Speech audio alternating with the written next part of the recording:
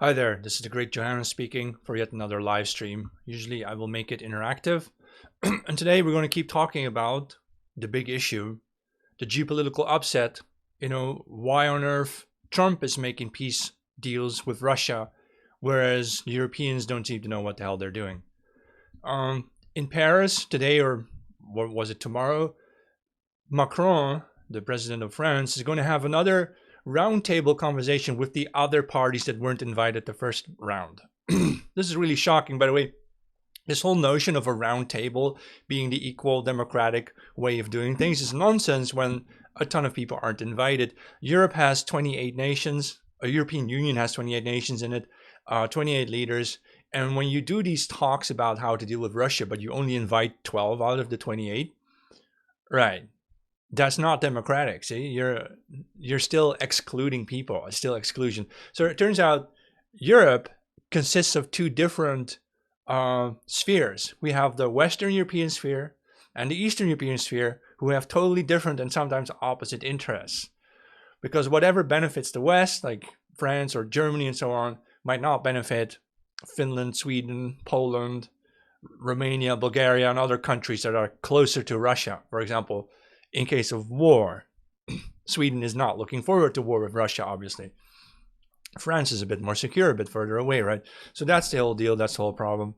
Yeah, I decided to just talk about lots of things concerning this, since especially Donald Trump went live on his Truth Social to call Zelensky a dictator whose country is in ruins, blaming Zelensky for starting a war that should never have been started, and Zelensky also for embezzling hundreds of billions of dollars that the US gave them to win that war. Under Biden, of course. You see, Biden was still in bed with the European elites, but Trump isn't. Trump is doing something that is not very remarkable. All he's really doing is he's fighting for his own best interests, something that the Europeans don't know how to do. What is really the reason, for example, that the European Union never sought to have diplomatic ties with Russia? What's the reason? Because Russia has a pro-family stance, and we call that transphobic in European languages. That's why. Because our European leaders are so on board with the woke crap, still, of course, right? They couldn't possibly work together with a religiously, morally sane nation such as Russia. Now, we have to be the sick man in the world, right? It's just bizarre. So I thought I would read a little bit from the newspapers. We got Zero Hedge over here. No, actually, I'll start with discussing an article written by, believe it or not, Kishore Mahbubani, a distinguished fellow at the National University of Singapore's Asia Research Institute. The thing is with this guy, Mahbubani, he wrote an article for Foreign Policy magazine, foreignpolicy.com. It's time for Europe to do the unthinkable.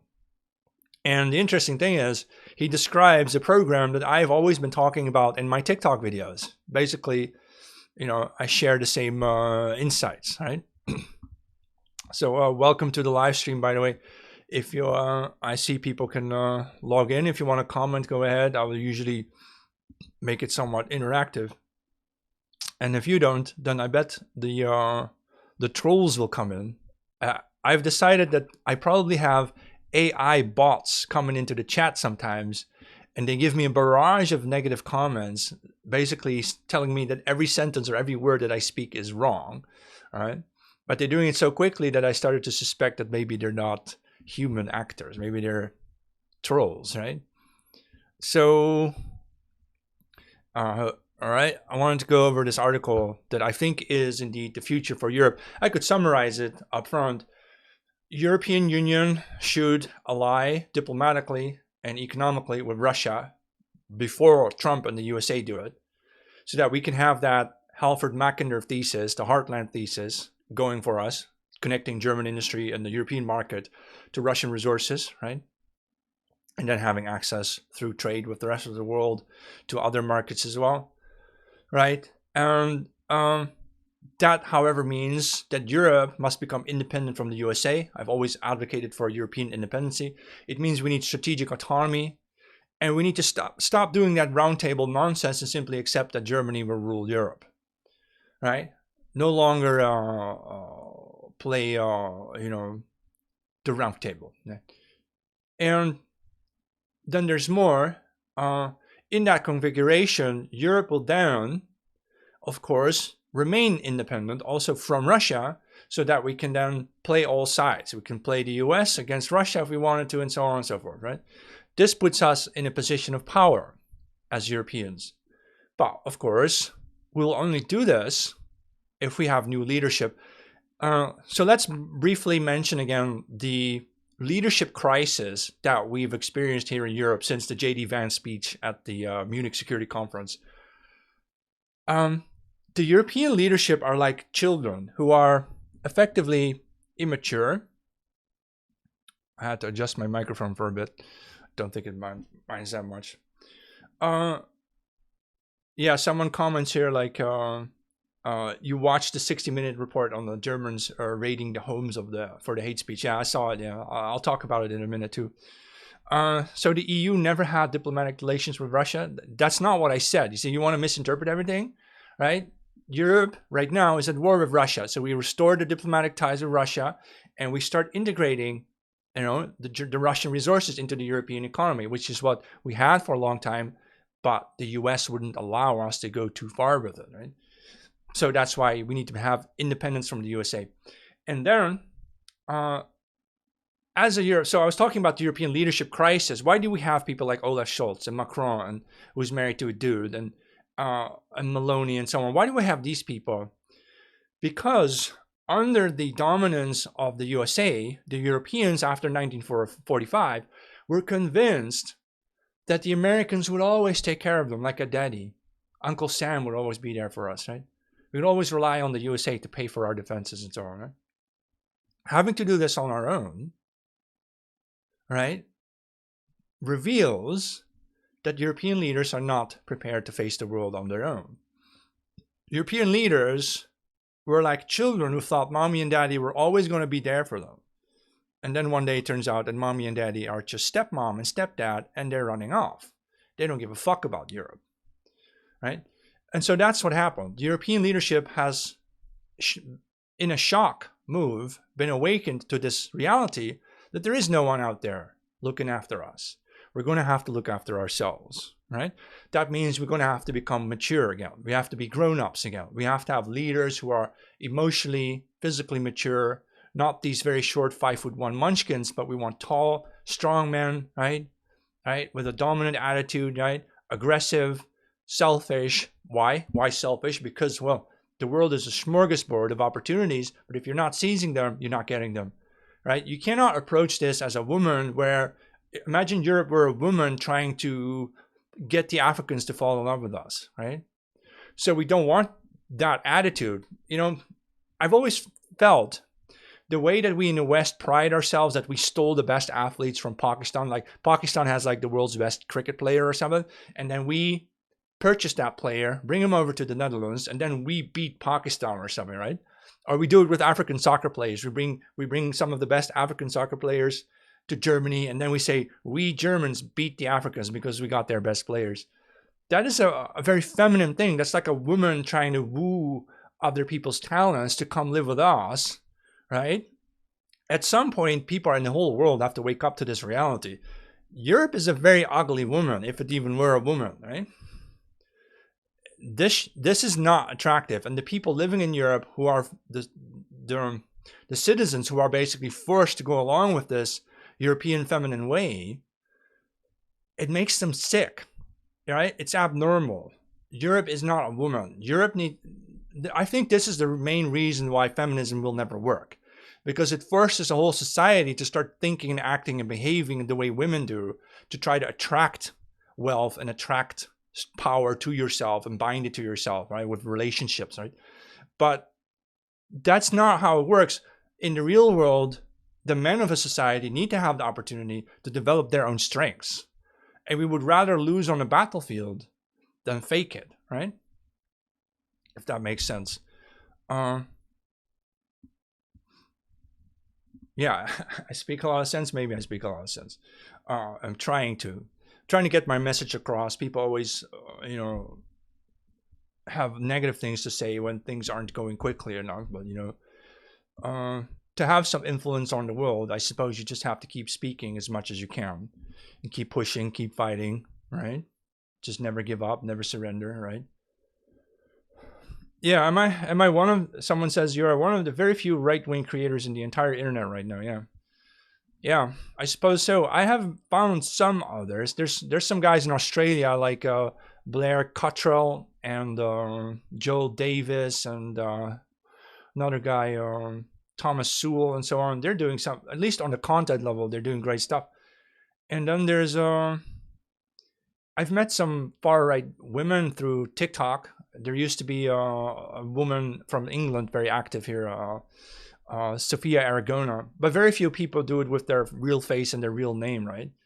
You have one from the USA, I think, Groyer Nationalist. Also, he has very powerful Nietzschean speeches, very good stuff that motivates people. Yeah, but it's rare. Yeah, it is very rare, and I don't know why. Because, well, once you come out as a right winger, you've got the whole world facing against you, right? Because everybody likes that warm bath, right? Take a warm bath and relax and have some soap, right? And bubbles and so on. And nobody wants to face the cold world outside where there's hail and snow and wind. Yet that is where the opportunities are. And so that's the problem with Europe. We've been bathing ourselves in the security of the USA for 80 years, since 1945. And this is not normal because it prevented us from becoming more responsible and dealing with our own troubles and, developing the skills, diplomatic skills as well. Look at the sort of people that Germany has when they send diplomats to China. You have Baerbock, Annalena Baerbock is the foreign minister of Germany. She has the intelligence of a high school teenager, and she's so extremely condescending. No wonder that they're not getting their way with Russia. I mean, German industry, in Europe, we always have the saying like German technology, German punctuality, German attention to detail was always considered superior, even after World War II. It was always superior technology, right? But this is no longer true. This is no longer the case. All the new stuff, all the high-tech stuff is now coming out of China. China is the leader in almost every technology field in the world, except for a handful that the US still is leader in. But Germany is just becoming a backwater. And then you have these politicians like the vice premier or the vice president of Germany, Habeck. I don't know. I think Habeck, or I think that was his name. They have, like I said, they have the intelligence of school children, and they're mean. They think they are still morally in the right or so. They talk about China as though China is this totalitarian moloch full of evil people, and I think a lot of leftists in Europe believe that. I've been to China once, by the way. I've been to Shanghai, Beijing, Qingdao, and to Hong Kong. Hong Kong is not technically China, but the thing is, I noticed they're very different. Chinese people they have such a large population, over 1 billion people. It all works very slowly, very differently. The bureaucracy. I spoke to a woman who could speak English, for example, and she told me something about China. We met at the Great Wall, of course. Anyway, she told me about the emperor. There's no more emperor, right? And we're all equal now. But when Chinese people speak of equality, they don't really mean racial equality or religious equality. They mean the equality of an emperor to a peasant. It's very different kind of equality, right? The sort of equality that in Europe we used to cherish as well, but we no longer have this. We have billionaires telling us what to do all the time, right? And so feel free to report nasty comments because I'm too lazy to do it anymore. I guess it's good for the interaction, but there are so many insane people who hear the truth and they respond with insult, right? Because they're children. And that's part of the bigger psychological problem that we have in Europe, is that our people are so accustomed to that warm bath and being fed and being pampered that it doesn't occur to us that all the great opportunities in life lie outside in the stormy winds where it's cold and icy and snowy, right? You have to go outside. We have to grow up again, and we have to start teaching our citizens to be adults again, right? There's such a large class of people in Europe who've just lost the plot mentally, man, mentally and physically. It's just not normal, right? Someone asks, are there many far right women, or is it rare? Yeah, well, it's pretty rare, yeah, but they're out there. There's have you found this girl, MK? What about it? MK, what about it? Is her TikTok channel? She's very popular. Let's think of, are there any more? There was like Based Blondie with 3 E's on the end. Based Blondie, E. Also on TikTok, right? And who else? Charlie. Well, there's if you go looking for them, you'll find tons of them. They're not all outspoken, but some of them speak, and they have they're eloquent, and they definitely support the movement. Yeah. So right, you think most other speakers are not nearly as intellectual in depth. Okay.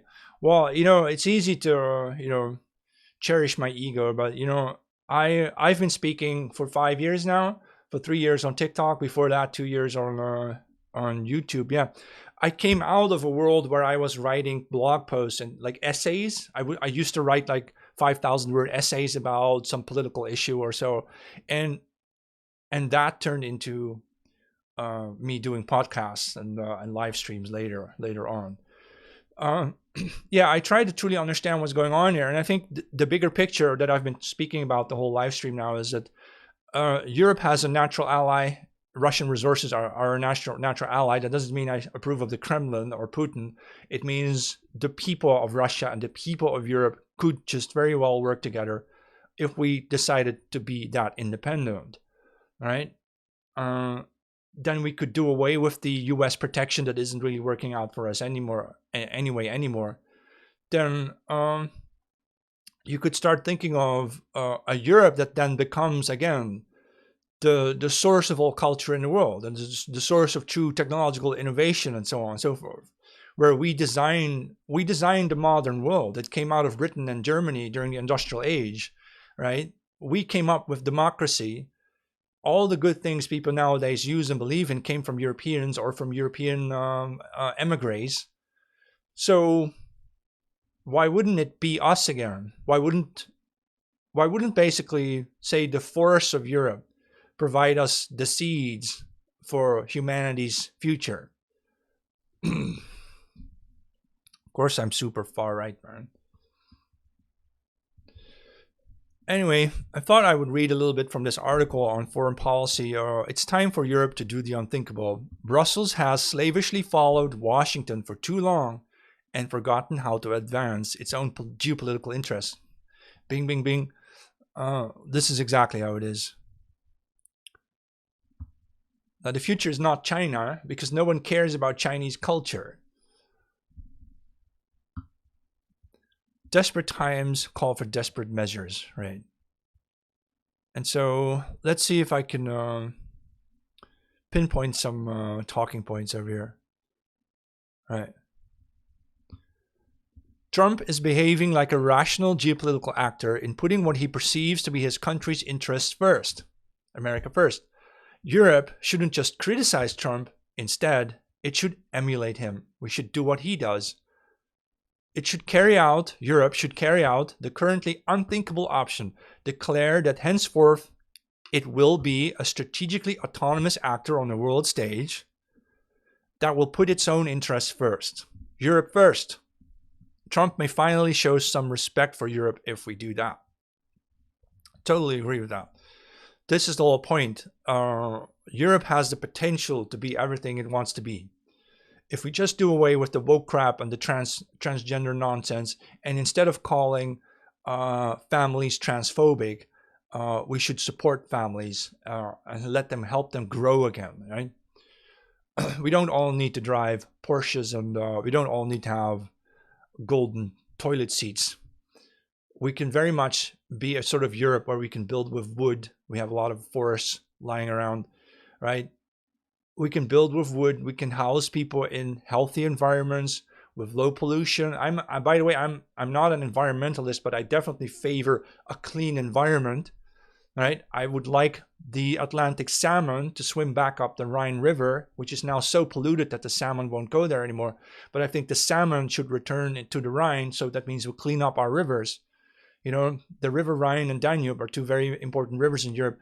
I always fantasized we could start a program to clean them up, so that they become so clean, well, not so clean that you can drink from them, probably not that clean, but clean enough for the fish to want to swim back up these rivers, which is, 2000 years ago, around the time of Julius Caesar, when he came to the Rhine, he was able to feed his Roman soldiers with, during the summertime, when the Atlantic salmon swam up the Rhine, and you could catch the salmon. You had good food. It was healthy, right? That kind of thing, it needs to be repaired. I think a lot of, they say it's fascist nowadays to have tidy kitchen cabinets, right? They say you're a racist if you clean your patio, right? But that is what we want for Europe. We want to clean stuff up, man. Our cities used to look so great. There was no plastic pollution everywhere you go, right? We also need to fix our architecture. There was a channel on TikTok by Bork Nerdrum. Maybe I could type his name out. Nerdrum. He has his podcast. He's from Norway. He has a podcast all about architecture and art and paintings, and how the style of the ancients is just a superior style. They were doing things that are beyond what we can comprehend nowadays with all that modernist crap that we're being bombarded with. So hold on.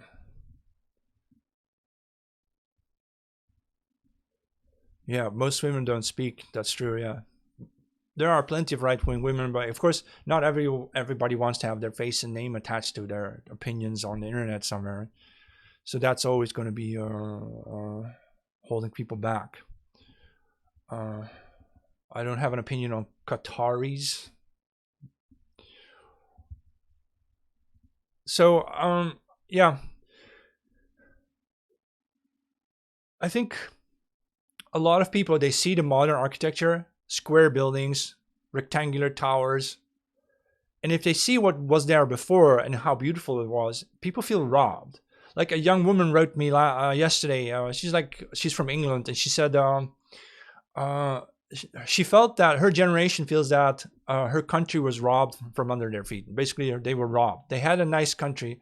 They know it from the pictures and the movies that they can still watch. But that country is gone. It was robbed. They've been robbed. You can love mass immigration all you want, but if you're going to turn Germany into India with slums and all and dirty water and so on, that's not what we want. Wouldn't it be better to turn India into what Germany used to be? A very nice and clean country where everything's well organized. Say Germany in the 1960s or 70s when things were working, or in the 1980s, 1990s, things were fine in Paris in the 1990s, man, and in London. And then we got this massive bombardment of immigration, but these people bring their habits with them, and they turned our cities to absolute garbage, man. Along with, of course, our own mental illness. Modern architecture, I think, is just a mental illness. Go to Rotterdam. In Rotterdam, the main market square, you have the old church that they didn't bomb during World War II. Everything else was bombed. But what they built around that beautiful church, weird, strange, dildo-shaped buildings. You have to be ill to dream that up. And yet that's what they did. It's almost as if Rotterdam's been bombed twice. Once by the Germans and once by the architects. Right? It's horrible. It's horrific. These things need to be torn down, by the way. We're not going to leave them up. We will keep that church. The church is beautiful, right? But all these ugly dildo-shaped buildings all around it, they've got to go. We're going to tear them down and use the material. We're going to recycle everything, of course. We're going to reuse the building materials. We're not going to throw stuff away, but we're going to reuse the building materials and construct things that look nice again with a beautiful organic style, right? And that also means that perhaps to take the time. We don't have to be rushing it. We don't have to build 1 million homes in 5 years for the lowest cost with the lowest quality, right? Or pretend that it's quality, pretend quality. We should be able to, as our ancient architects did, take the time to make things nice and work on the details, right? We're building for the future.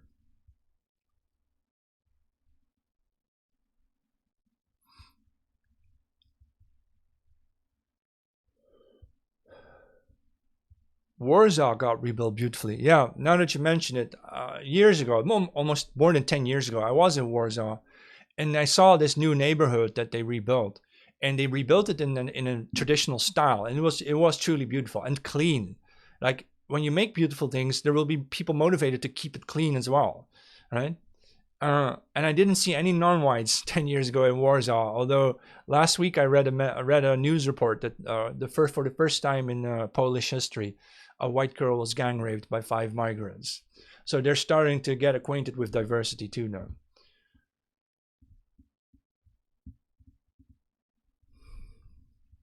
They laugh at us, yeah. Nowadays, asylum seekers sometimes live in beautiful old buildings. Yeah. So we have these mansions and so on, unused buildings in Europe, and they just turn them into hotels. And if the hotels go bankrupt, they turn them into, right, uh, asylum centers. Right. So these people are living in palaces. They've got a room, basically a room in a palace, right, with a beautiful, large front yard and backyard, usually near a forest area or near nature. And these people, they still spit on us, right? They laugh at us and they spit on us. Yeah. I don't have a favorite architect, but I do like that channel by Borg Nerdroom. What was it called? Cave of Appels. What? Cave? You should look that channel up. It's on YouTube as well. Cave of Appels.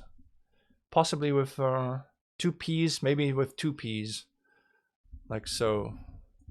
I don't know exactly how to spell it, but it's Cave of Appels. And they have this beautiful channel about architecture, art, all about the revival of traditional techniques. Turns out their techniques were really difficult to master, and so you have to study hard to be good at something like that. So that's the idea. I do like the Gothic era of our architecture. Gothic cathedrals in Europe, of course. I think they're beautiful.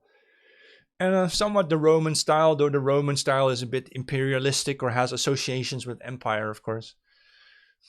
It's also fine, right? Although I wouldn't want to see it everywhere. And then we have like your local styles, your local Dutch and English and French farmhouses, or your Swedish farmhouses. So that's there are places in Germany when you drive a car through these small town rural areas, and there you see the German farms, and it's just so beautiful. Like you feel like this is where I belong. But then you come to the big cities with their square steel glass buildings everywhere, and you feel hard. You feel hurt. You feel hurt. I feel hurt that we could have something so beautiful and we threw it all away to make room for economics, for efficiency, right? That's just terrible. I always record my live streams. I'll upload this one to my YouTube, yeah. At the Great Johannes on YouTube.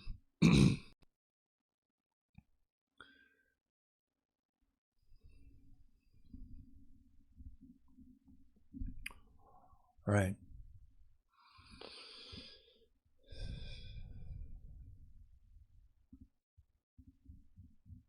All right. I'm looking at Foreign Policy magazine. Yeah, people are coming to terms with it. Here, Austrian Chancellor Alexander Schallenberg on the US Vice President's now infamous Munich speech. Vance, JD Vance, has got a point. No shit, Sherlock. Europe is just so far behind. Europe has never been confronted on a world stage with its own backwardness until JD Vance pointed it all out. Our biggest threat comes from within, and that is true. Our European leaders are so incompetent and evil and twisted. They pose a far greater threat for our future than, say, Russia's family policy or China's tech industry. Europe could have had a tech industry. We could have been we could have been at the front lines of innovation if we wanted to. but we basically outsourced it to the USA. Oh, the Americans will take care of our technology. And what happens? European technology hits rock bottom. Europe is like a museum at this point, right? Yeah, you love half timbered houses, yeah. Yeah, we could half timbered, yeah. You mean like half stone and half timber? Uh, trying to imagine what you mean, yeah. Would probably look nice.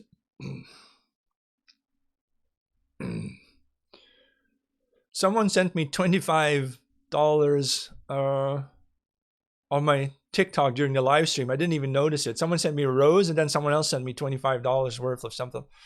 Amazing. That will go toward my beefsteak fund. No, I gotta eat well and stay healthy, right? So when people donate me money, it goes to whatever I need to, sports or something, equipment, whatever. Vakwerk, ja. Vakwerkhuizen. Ik zal het eens moeten opzoeken. I don't know.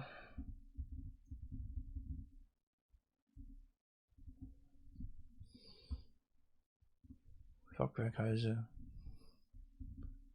Ah, yeah. I know what you mean, yeah. Yeah, I have half timber, and then they put sort of concrete in between the wooden beams. Gives you that patchwork. Yeah, you see a lot of that in Germany, of course, yeah. Yeah, that's very beautiful. I'm not sure if I could show it. No, I can't show it on screen. Well, I'll do it some other time.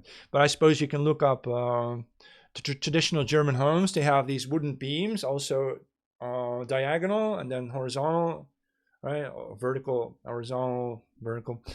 And they put some kind of cement or something else in between of that, right? That's very beautiful, yeah.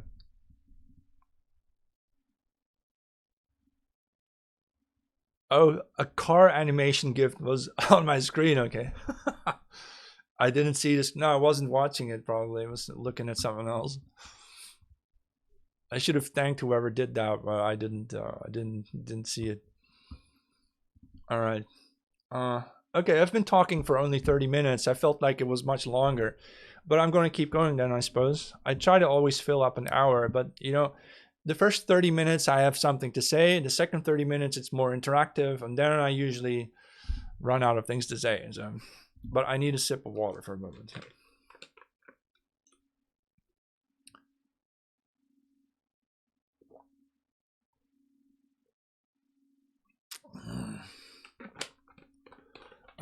I lost my big account with 61,000 followers.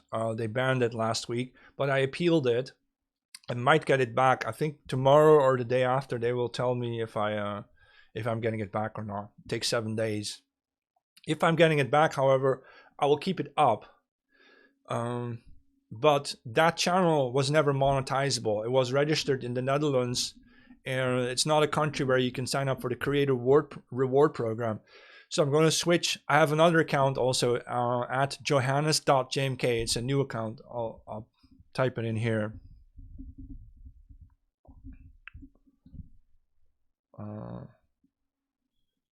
Johannes.jmk. That's my new account. That one I managed to register it in the UK, which is monetizable. When I get to 10,000 followers on that one, which usually takes me less than a month, but let's see, maybe it will take longer this time. But then I would be able to access the creator reward program, and I get paid for videos when they go viral.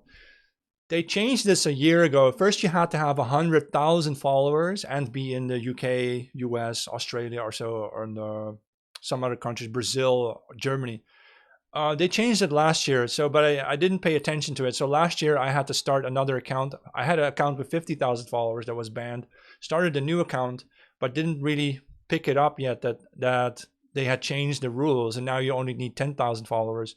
And so now that I know it, after 3 years of having some videos go viral on TikTok, I can finally start monetizing my videos on my new channel. Yeah. So it's always been, I've always been juggling with the accounts, man. I always had like a main account and 2 backup accounts, and then one in Dutch and a backup for Dutch and so on. And at some point, all my accounts were deleted at once. I had this Vice ban, probably some state actor. I think it was Australia.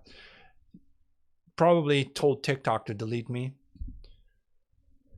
Anyway, nobody really cares.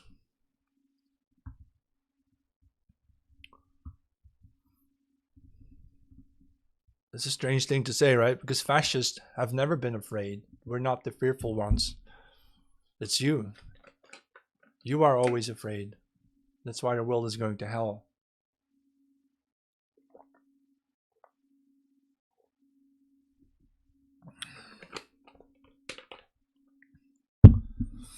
The Dutch do want me. Right. People are weird, man. Such weirdos everywhere. Austria, Schallenberg, Alexander Schallenberg, the Austrian, he thinks that JD Vance, as I was talking about earlier, has got a point. Yeah. Here, the European officials watching reacted with shock and consternation. Right, but Austria is also what are the right wing countries in Europe? The right wing countries in Europe are basically Austria, Denmark to some degree, Hungary, right, Poland to some degree, right.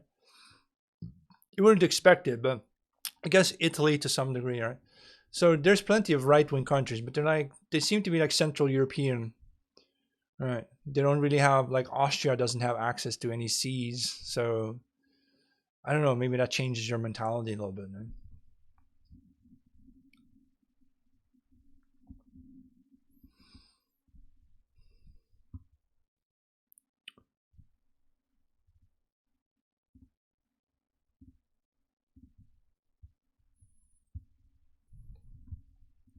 All right. Trump is ushering in a more transactional world. So, what is Donald Trump doing wrong? Well, nothing really. From the American perspective, he is simply pursuing their interests. And it's just a shock to Europeans that they didn't dare to do that themselves. They thought Daddy America or Uncle Sam was always going to take care of them, and then they didn't, right? Hold on. Hate speech, no, misleading, harassment, and bullying. I'm using TikTok Live Studio and it lets me file reports against users. I always do that nowadays. So people with threats and death threats, sad people.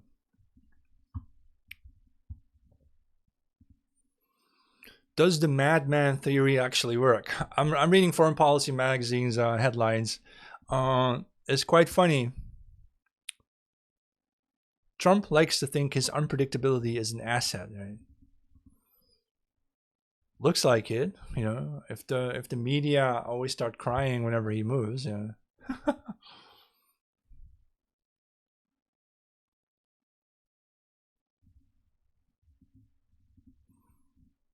Trump's madman approach extended to South Korea, blah blah. Yeah, people are so upset that Trump is just somebody behaving in whatever way he needs to behave in order to get the deals he wants that are good for himself, obviously, and for his businesses, and for the U.S. at large.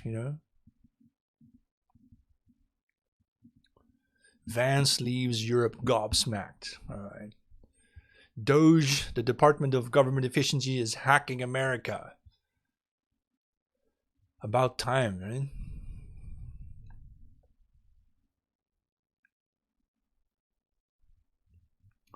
Man, a lot of these articles are just nonsense. The Clash Over Civilizations. A recent book reveals the pre-modern world as one of mobility and interaction, but not without parochialism. They always go to such great lengths to try to paint the past as open and diverse and so on, when really people were just peasants living on their own farms, and most of them never left their own farms. They just lived out their whole lives there. You travel to town once in a while to get some hardware, but that's about it, right? For most people, the local farm festival was the highlight of their lives the whole year, right? The local traditions, the local festivals, and you knew everybody by name. You got to see everybody's faces. When a new child was born, the whole town would come to visit to look at the new member of their community. Right? Nowadays, you live on the 14th floor of some 50-story high riser. You don't even greet your neighbors. You probably don't even know who your neighbors are, right? And they call that socialist or something, right? Whatever they call it.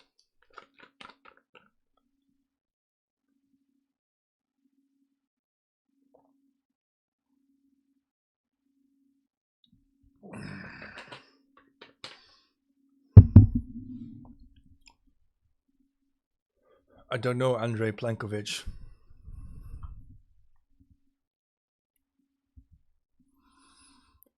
All right. All right. There are not that many viewers right now, so I'm going to log off. I will upload this one since it was a good discussion at first, the first 30 minutes. I'm going to upload this to my YouTube channel at the Great Johannes. And let's see. You can also go to my newsletter, jmk.info, and you can go to my Twitter X at JohannesMKX. All right. Oh, the Fort Knox gold storage rumors. You mean that it's not really there, that it's fake? Right, yeah. It's possible that they were doing how do you call it, quantitative easing on the gold itself. All right. All right. Right. Well, we'll see about that, but I think the USA may indeed be a bunch of scammers. They lied about their gold. I think that seems very reasonable to assume. Yeah. All right, but I'm going to log off now, and I'll see you next time. I think maybe tomorrow or otherwise next week. All right.